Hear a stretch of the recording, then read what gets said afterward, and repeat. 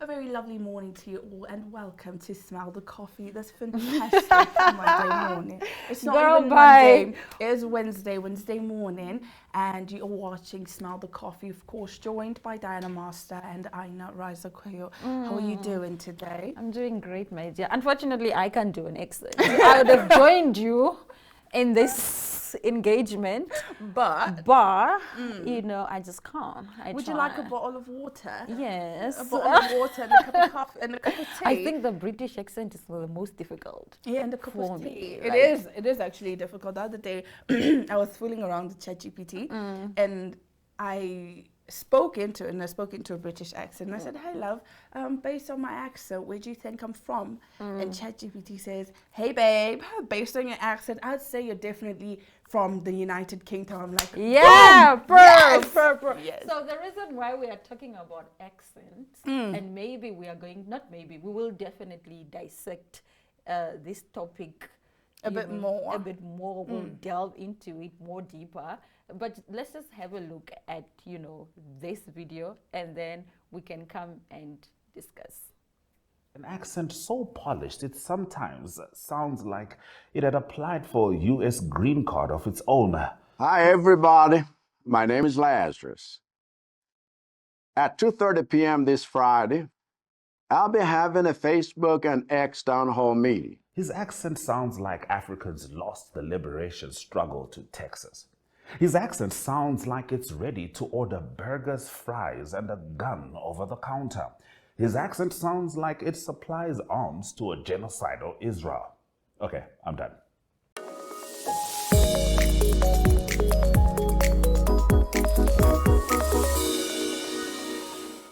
This ain't Texas. Woo! Ain't no hold 'em. Woo! So lay your cards down. So that is, for a bit of context, so that is the president of Malawi, His Excellency Lazarus Chakwera, and that's his accent. She says it's from Texas. I don't know where it's from, but I know it's not from Malawi. You know, what's your take on people having accents? For me, people say I have an accent. People are like, yeah, oh, Aina's accent is too deep. Aina's accent is this, it's that, whatever. But in my defense, I'm Namibian. Yeah. I live in Namibia. I sound like a Namibian. Yeah. So if I was like a Namibian living in Namibian, communicating with Namibians in a Nigerian accent or an American accent, I think in that case you can say, oh, Aina has an accent. But if I'm Namibian, living in Namibia, communicating to Namibians, of course I'm going to sound like my people. I believe, I know I code switch a lot because, for example, when you're around certain people, you can't necessarily speak in, how can I say this? Okay, so there was a time we used to do a lot of community programs and a lot of community outreach, right? So when you get there, I realized that I code switch a lot. I don't speak in this accent. I try to speak the same way they're speaking. I don't know how to explain it. And I realized it's not just me. Even my mom, when my mom is speaking to certain people, she speaks in a certain accent. Okay. It differs depending on who she's talking to. Okay. So I realized that I do the same thing as well. If I'm around Zimbabweans, I'll be there like, so my brother, the other day, you know? And then when you're talking to people that kind of sound British, I realized I also kind of switch to that. But it's so tricky because you don't want it to come across as though you're mocking the other person. So it's a very tricky ground, you know, to walk. It's a very tricky ground. But I think people just have different accents for different reasons. Yeah, I don't think having an accent is a big deal, honestly. I know this one girl though. She speaks in a British accent. She's never been to England. She does not know anyone from England, but she just has a British accent. Which and is we fine. asked her, like, no, Chami, where did you pick up your British accent? She's like, oh, this accent. I don't actually know. I just speak you like know, this. sweetie. I'm like, girl, bye. Girl, bye. And the thing is, people from that side, they can obviously tell, like, that you are impersonating. You are impersonating. And I've seen a lot of people impersonating certain accents and try to make us believe that they just naturally speak like that. You don't naturally speak like that. And a few times, your normal accent, is going to slip out. I feel like the reason why I say it's not a big deal is just let people be, bruh. If I today come and sound like an American, she's like, oh, she's too rah-rah. She's rah-rah English.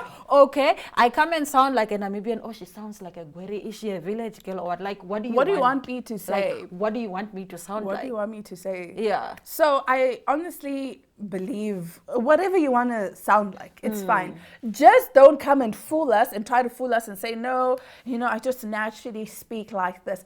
Girl, your own accent, your natural accent is going to slip out at some point. Yeah. I've seen this video on TikTok, like many videos of people going when your accent accidentally slips out. You're like, so the other day, what was that?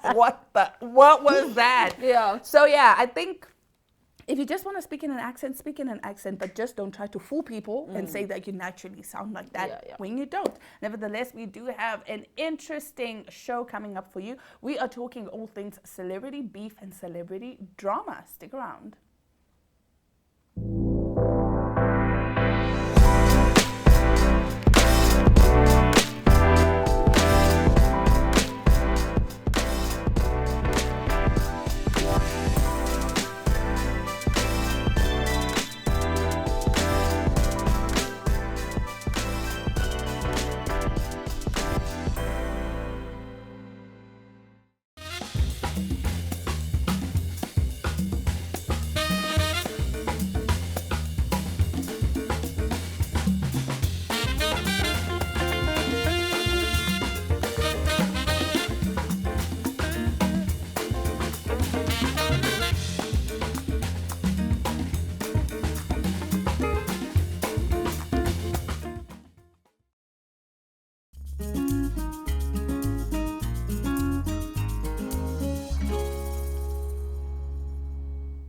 It's Nicki versus Cardi. It's Tyler versus Tiwa. Let's talk about it. So Tyler has blown up since her hit track Water, introducing the world to the music of South Africa, but there have been a lot of confusion and controversy around her labeling herself colored, and now Tiwa Savage has put her 2 pence in. The South African rocked the stage at the Global Citizen Festival in New York on September 27th alongside Iris Star, Cardi B and Shakira. During a performance of her new track Mr. Media, a song about her battle with her media representation, she threw subtle shade at Tiwa after a feud was sparked last week. But what happened? Well, in response to Tiwa, Tyler said, "Sorry, I'm not sorry." This comes following a viral interview clip with the On the Low singer released on 24 September on The Breakfast Club. The singer-songwriter was asked about the controversy Tyler had received, specifically from American audiences, in response to publicly labeling herself colored, a word that holds a lot of historical significance in the US. Tiwa said, "I don't know. I feel like I felt for her a little bit because she's young, and I don't think she means to come across like that," she continued. "Where I'm from, when something like this happens, they say the elder would come and say on behalf of such and such, we apologize. I feel like it wasn't... I feel like if that wasn't communicated, I would like to say on behalf of that or her, we apologize. We didn't mean it. Forgive us." This moment caused some beef as some fans suggested the songwriter had no right to apologize on behalf of Tyler. Fans argued Tiwa seemed to side with the haters in agreeing that Tyler labeling herself by her own culturally correct term colored was wrong because of the American popular belief. However, the Afrobeat superstar addressed it in her own way by saying she didn't have anything to apologize for in front of 60,000 people in the crowd, and the fans are loving it. So when Tyler went on to explain that she's viewed viewed as a colored woman in South Africa, and in other places she's seen as a black woman. She said, "I don't expect to be identified as colored outside of South Africa by anyone, not comfortable doing so because I understand the weight of that word outside of SA. But close to this conversation, I'm both colored in South Africa and a black woman." I mean, I agree like with everyone who's saying that it's not Tiwa's place. Tiwa, first of all, is not South African. She's not colored. What do you mean from where you come from? Maybe in Nigeria, yes, but this is not a Nigerian conversation. This is a South African and American conversation. So I don't understand why she was apologizing. I saw the clip and I was like, what?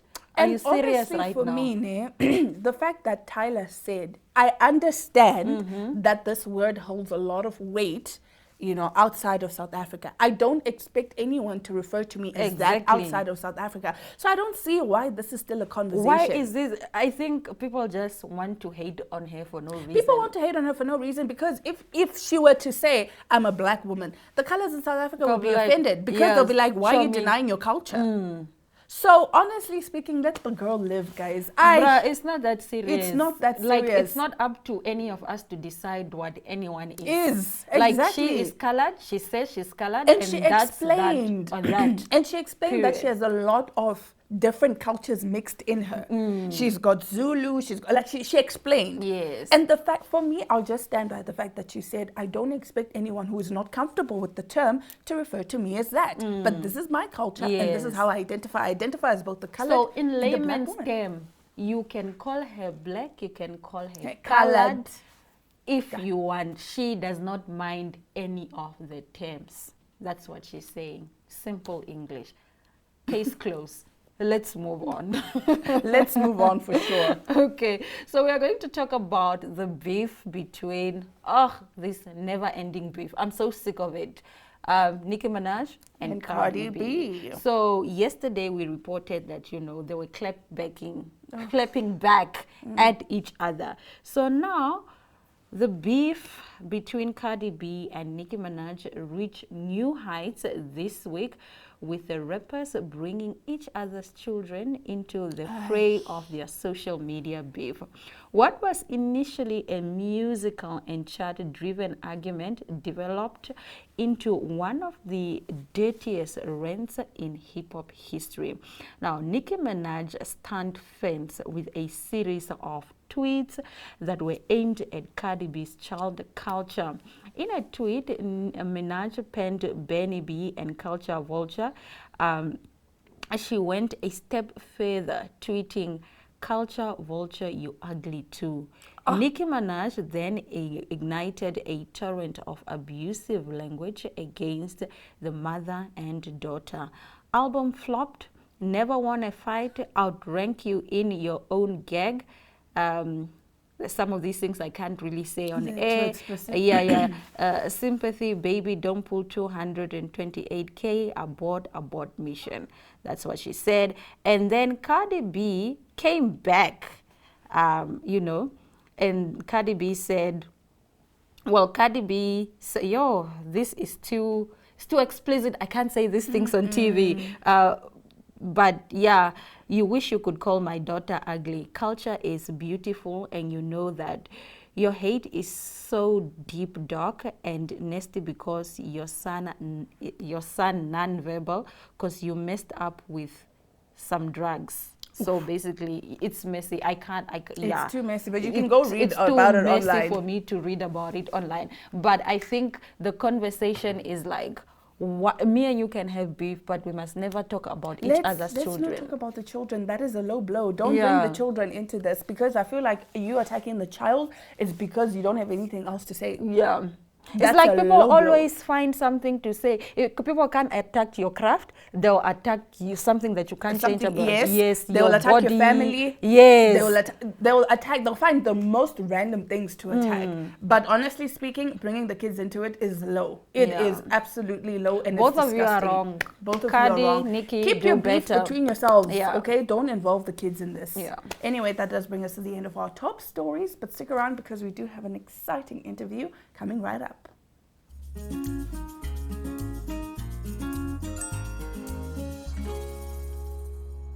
I have have always loved the aesthetics, not fashion in particular, but just the idea of beauty. And today we are going to be talking all things beautiful.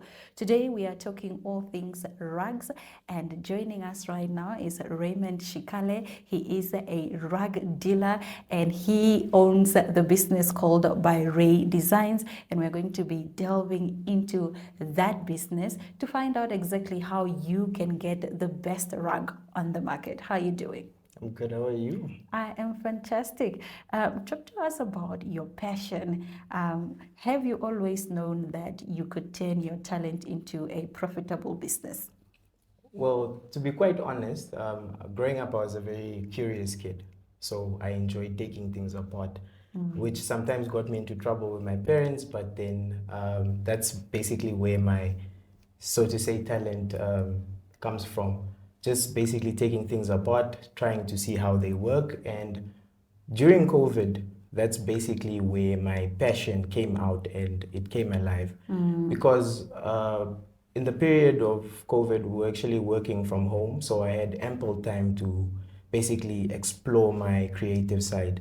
So I came across this popular trend of tufting, and it really caught my eye. It caught my eye, and I decided to do research for, let's say, about a year and a half, since it was still the COVID times. And so that's where it all came together, so to say. Okay, apart, from, I would take that COVID inspired your work, your upbringing inspired your work. What else inspired your work and your creative process? Well, I would say day-to-day activities, basically what is happening in the news. One of my biggest inspirations, even you could actually literally see it all through my art, is music. Okay. I'm very passionate about music. I enjoy listening to music, and it kind of puts me in a different world where my creative side when you listen to a particular song, you feel untouchable and you feel like the world is yours. So mostly I would say definitely music. Okay, what type of music do you listen to? Are you the amapiano type, hip hop type? No, I'm definitely a hip hop fan. More to say the lyrical side of it, because I like the storytelling. Yeah. And that also shines through in my own artwork as well. I would like to tell a story whenever I make a rug for someone. Okay. Speaking about making rugs for other people, how long does an order take if I'm to say now, make me the most perfect pink rug? How long will that take? Well, our turnaround time actually depends on the size of your rug. Yeah. So behind you right here, something like this, in a perfect world, this would take between 10 to 15 days. Okay. But I've been told that I'm a sort of a perfectionist, so it might take longer just because I might end up changing a few things. Yeah. But then obviously I need to consult you as the client just to make sure that you're happy with the changes made as well. Okay, walk us through the process of making this rug. Do you first do a sketch? What happens? So let me start with the most important part of it, is actually discovering the idea. All our rugs are custom made, so the client basically has a hand in creating the rug. So the first point to touch on is the idea, which the client provides.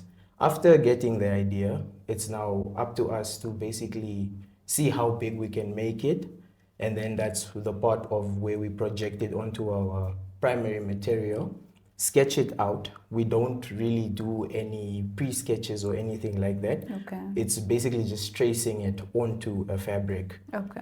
After that comes the most exciting part. That's now the tufting part of it.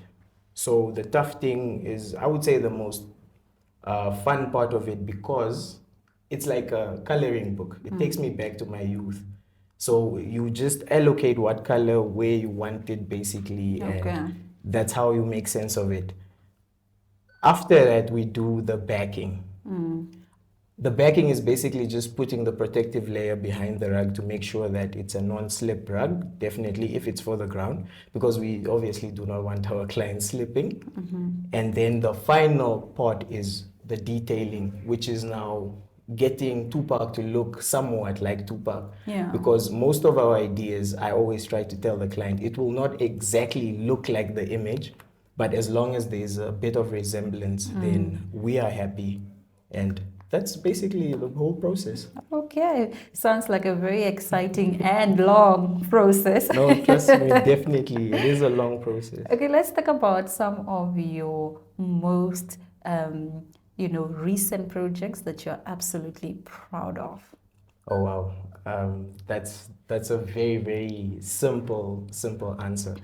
So I recently created a $200 Namibian note, Okay. which is quite popular. You can go check it out on our Instagram, by Ray Designs. So this project actually just started with a client telling me they wanted a $200 bill, and I didn't want to make it basic, so I basically decided to alternate between the two styles that I'm proficient with, which is the tufting and the punch needling. That one, I would say, took me close to a month to complete. Okay. But I'm very, very happy with the outcome of it and how the public has accepted and received it, because it's quite a unique one. I'm sure the people watching at home can go see it on our Instagram and just see what I'm talking about. Okay, I'm definitely one of those people that are going right from here to your Instagram page to go and see that perhaps I can get myself something stunning as well. Challenges. What are some of the challenges you have experienced on this business journey? Wow. I would say one of my biggest challenges was actually sourcing the equipment and the material that I use in my projects.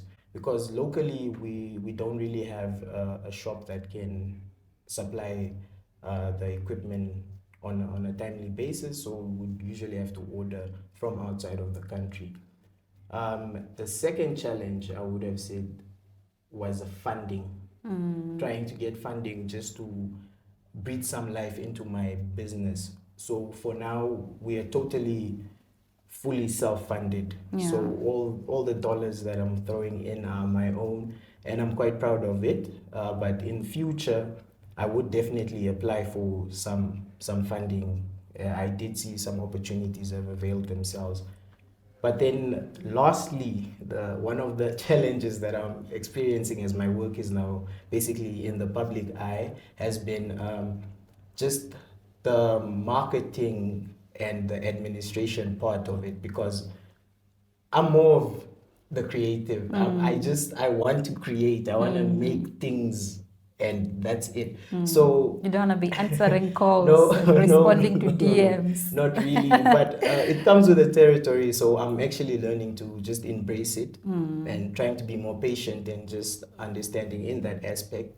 And I can say I'm doing quite a good job. So I look forward to that side of the business. Okay, so how would you say your pieces improve the aesthetic of any space?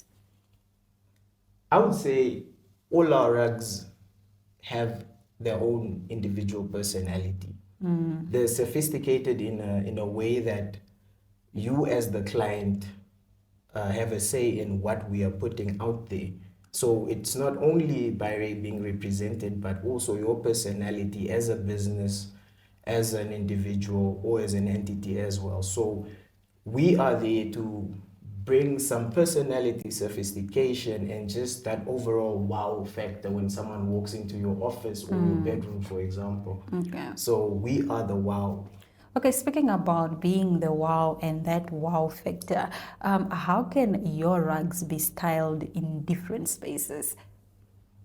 Well, I would want to say the easiest go-to would be wall art and floor art. But then we are working on a few different ways we can style our rugs better.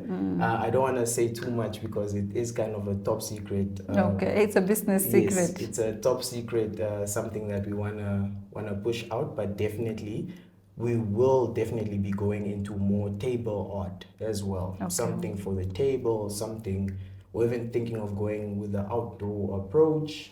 But then, like I said, it's a bit of a secret for now, so don't want to give too much away. Okay, I'm going to ask you the final question that is not a secret, not a business secret. What would you say to our audience about supporting local artists like yourself? Well, I would say when you support an artist, you're not only supporting the individual, but you're actually supporting the bigger picture, which is sustainability. You're funding a dream for everyone. For example, every child that is watching this, they can also stand up and say, oh wow, I saw this Barre guy, what is he about? You might inspire the future generation to actually dive into a more artistic approach, because we do know that youth unemployment rate is quite high, and these are the kind of endeavors that people can take on to basically put their dreams out there and make some money from it. And also, we're putting Namibia on the map. We're proudly Namibian. Local is lekker. Please remember that. All right, Ray, thank you so much for joining us on My.NA Property. We wish you all the success with your business. Oh, thank you very much. Thank you for having me.